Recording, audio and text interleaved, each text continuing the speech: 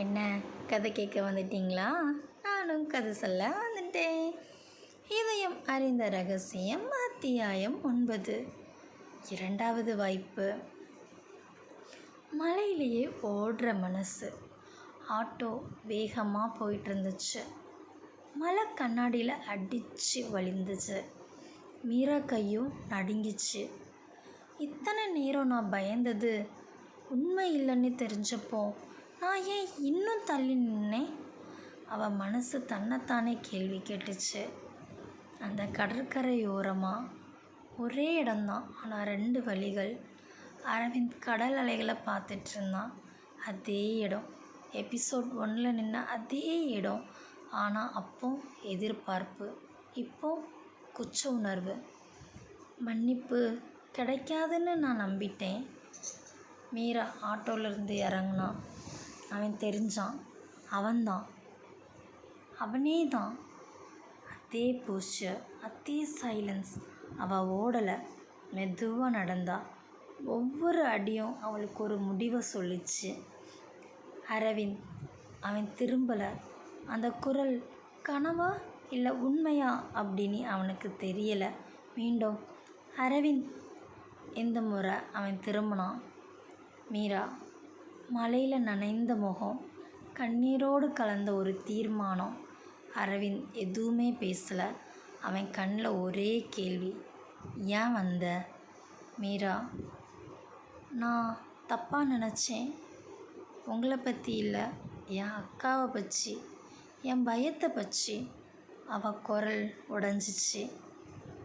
நந்தினியா அம்மா எனக்கு எல்லா விஷயத்தையும் சொன்னாங்க.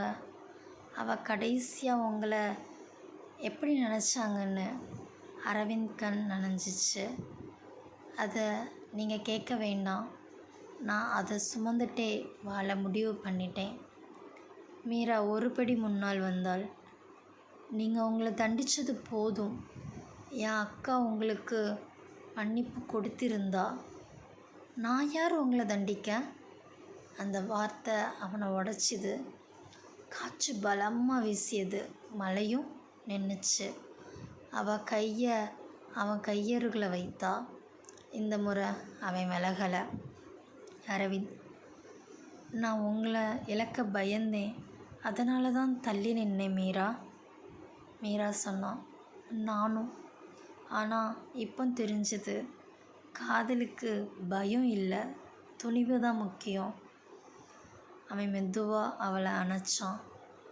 அவள் தலையை அவன் தோளில் வச்சான். அது உடல் நெருக்கம் இல்லை, மன நெருக்கம். ஒரு ஆறுதல். கிழக்கில் சூரியன் மெல்ல வெளிச்சம் கொடுத்துச்சு. மீரா. இது முடிவா? அரவிந்த் சிரித்தான். இல்லை, இதுதான் ஆரம்பம். மீரா அவனை பார்த்தா. நம்ம காதலிக்கலாம், ஆனால் மெதுவாக, உண்மையாக. அரவிந்த் சொன்னான். அந்த மாதிரி காதல் தான் நான் எப்பவும் விரும்பினது. சில காதல்கள் மன்னிப்பில் பிறக்குது, அவை 2வது வாய்ப்பில் உயிர் பெறுது. உங்கள் யாருக்காவது இதே மாதிரி இருந்திருக்கா?